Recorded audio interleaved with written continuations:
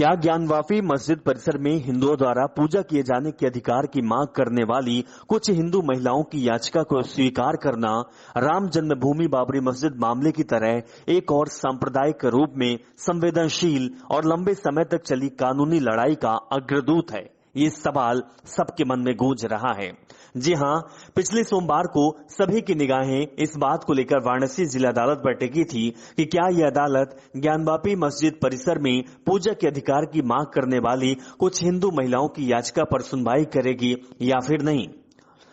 तारीख थी 12 सितंबर को। इस मामले में फैसला आने वाला था। इंकलाब ने वाराणसी में हाई अलर्ट कर होने और पूरे शहर में धारा 144 लागू होने के बारे में एक खबर अपने पहले पन्ने पर छापी।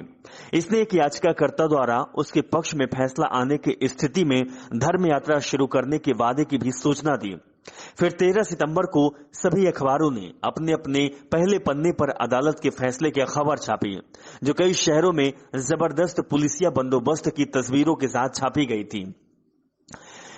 इंकलाब और रोजनामा राष्ट्रीय सहारा दोनों ने इस तरह की सुर्खियां छापी, जिनमें कहा गया था कि मुस्लिम पक्ष की दलीलें जो मस्जिद की देखभाल करने वाली समिति अंजुमन इंतजामिया मस्जिद कमेटी की तरफ से पेश की गई थी, जो खारिज कर दिया गया था। सियासत ने all India Muslim personal law board का एक बयान भी छापा, जिसमें इस फैसले को दुर्भाग्यपूर्ण कहा गया था और ये कहा गया था कि नफरत को कायम रखने की कोशिशों से भरी नुकसान होगा। 15 सितंबर को इंकलाब के पहले पन्ने पर छपी एक खबर ने हिंदू पक्ष द्वारा उच्च न्यायालय में की गई उस अपील पर रोशनी डाली गई, जिसमें कहा गया था कि यदि मुस्लिम याचिकाकर्ता इसके पास जाते हैं तो अदालत को दूसरे पक्ष की बात सुनने बिना कोई फैसला नहीं लेना चाहिए। 13 सितंबर को छपे ज्ञानवापी मस्जिद क्या यह दूसरी बाबरी मस्जिद बन जाएगी शीर्षक वाली संपादकीय में सहारा ने कहा कि सभी संकेत यही बताते हैं कि ज्ञानवापी वाला मुद्दा समय के समय और समय के साथ अधिक तूल पकड़ेगा। संपादकीय में कहा गया कि यह ऐसा खास तौर पर इसलिए है क्योंकि हिंदू पक्ष ने अपने ही स्पष्ट कर दिया है कि उनके पक्ष में फैसला आने की स्थिति में वे भारतीय पुरातत्व सर्वेक्षण से संपर्क करेंगे और परिसर में स्थित कलाकृतियों की कार्बन डेटिंग करने का अनुरोध करेंगे।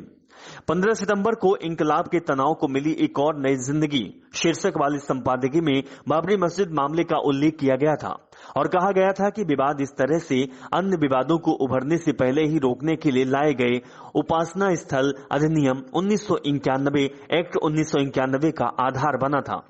संपादकीय ने मीडिया पर भी निशाना साधा, जिसमें लिखा गया था कि ऐसे हर मामले में प्रेस एक तरफा बयानबाजी करता है, जो देश के धर्मनिरपेक्ष ताने बाने के लिए एक खतरा है।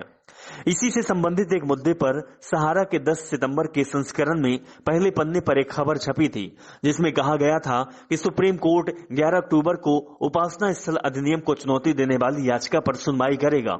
संपादकीय में कहा गया है कि इस मामले के नतीजे में काशी विश्वनाथ मंदिर, ज्ञानवापी मस्जिद और कृष्ण जन्म स्थान, शाही ईदगाह सहित बड़ी संख्या में चल रहे धार्मिक विवादों वाले स्थलों के लिए निरहथार्थ छुपे होंगे।